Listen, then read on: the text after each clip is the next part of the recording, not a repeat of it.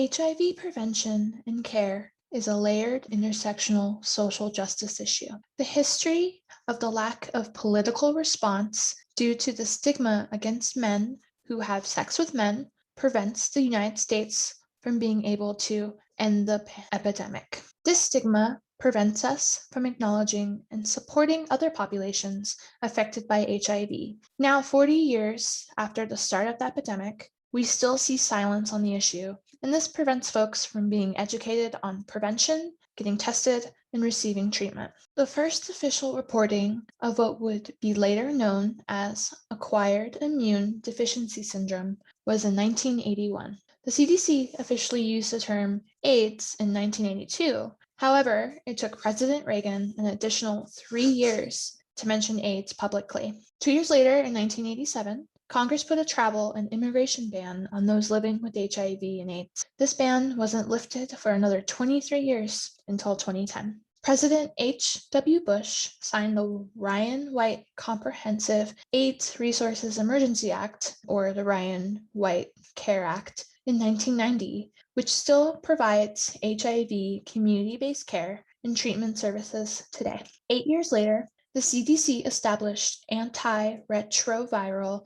therapy, ART, as the first national treatment guidelines for people living with HIV. ART is a part of the daily medication regimen that can achieve an undetectable viral load if folks are able to maintain treatment. In 2019, President Trump announced the initiative to end the HIV epidemic by 2030. In fiscal year 2019, federal funding for HIV totaled $34.8 billion, which is less than 1% of the federal budget. Over time, the budget for HIV has incrementally increased and seems to have stagnated in more recent years. As I was going through my list, I realized that I haven't listed much of the achievements that Democratic presidents have done in the HIV response. I noticed that in the past 40 years, the 2, now 3, Democratic presidents invested in more global initiatives and created committees for HIV response, in contrast to Republican presidents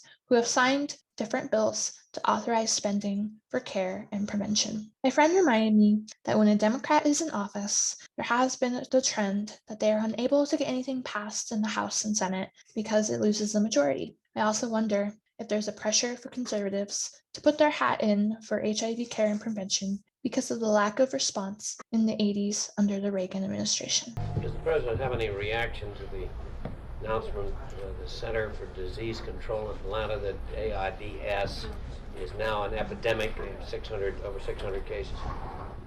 And over a third of them are died. It's known as gay plague. No, it is. I mean, it's a pretty serious thing that 1 in every 3 people that get this have died, and I wondered if the president is aware of it. I don't have it. Are you? Do you? You don't have it. Well, I'm relieved to hear that, Larry. Do you? No, you I don't. Didn't answer my question. Well, I just wondered, how do you know? Does the president, in other words, the White House looks on this as a great joke. No, I don't know anything about it, Lester. Does anybody in the White House know about this epidemic, Larry?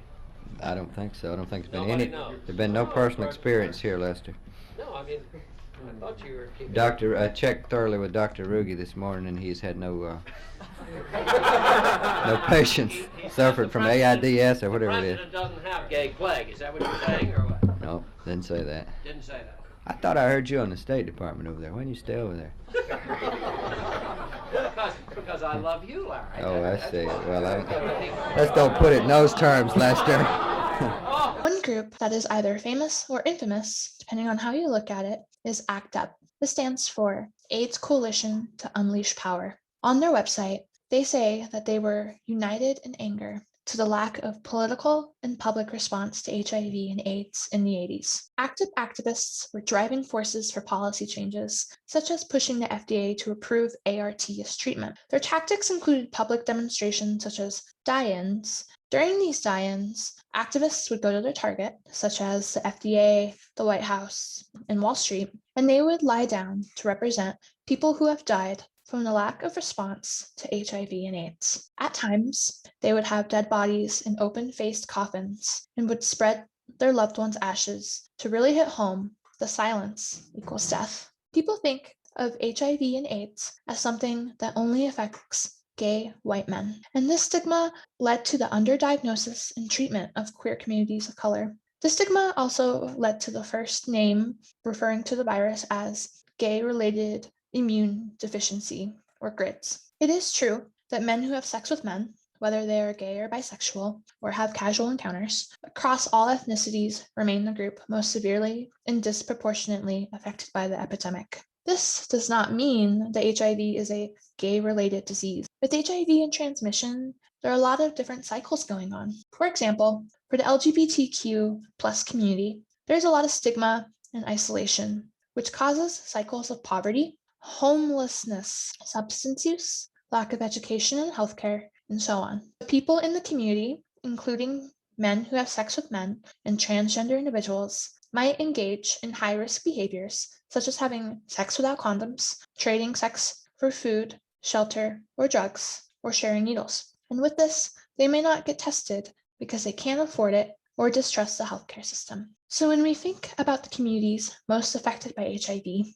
let's think about what's happening in the background, the social factors and discrimination they face, the poverty that's experienced because of this discrimination, the lack of education and healthcare, language barriers, limited access to any kind of prophylaxis, including condoms. The list goes on. These are all social justice issues within these populations that are highlighted and come together when we talk about HIV.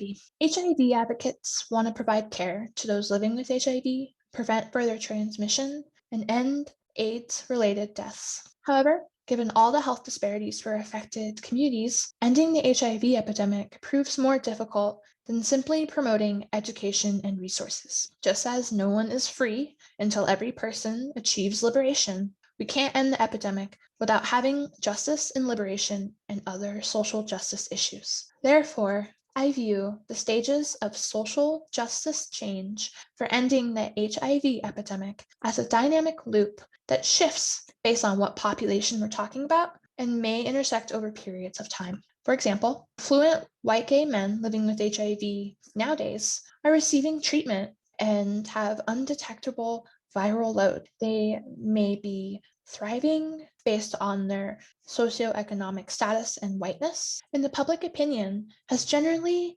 transformed to empathy and compassion because of the history of HIV in the US. Incarcerated Black gay men living with HIV, for example, are still oppressed on many different levels that intersect, and there hasn't been much change, support for this population in those intersecting identities. About 10 years ago, I became really immersed in ballroom culture and its impact on Black and Latino LGBTQ Americans. In the past 4 years, I've expanded on this and discovered HIV history and advocacy. Now, I take every opportunity I can to learn more about HIV and share my knowledge with a professional goal of working in HIV care and prevention. For example, I was an outreach specialist with a COVID-19 mental health response team. Here, you could not shut me up about HIV care and prevention, especially as it related to COVID. The pandemic response early on was eerily similar to the response to HIV and AIDS, and I always tried to get our team to incorporate HIV education into our work. Unfortunately, that wasn't the scope of the grant, but I still brought it up at the monthly outreach meetings. Now moving forward, I feel that I have enough knowledge and passion that I can be effective in larger scale change. Starting in 2017, barring 2020 and 2021, I am an annual volunteer for Festival for Life, formerly known as Colorado AIDS Walk.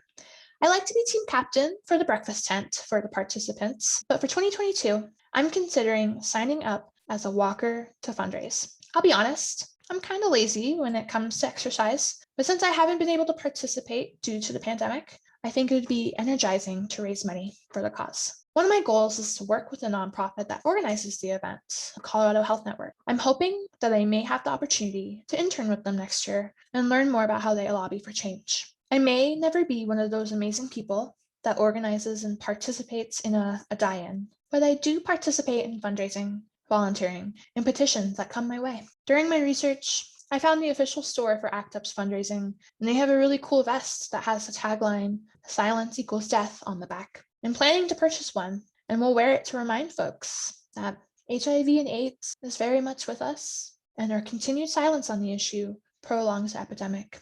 Thank you.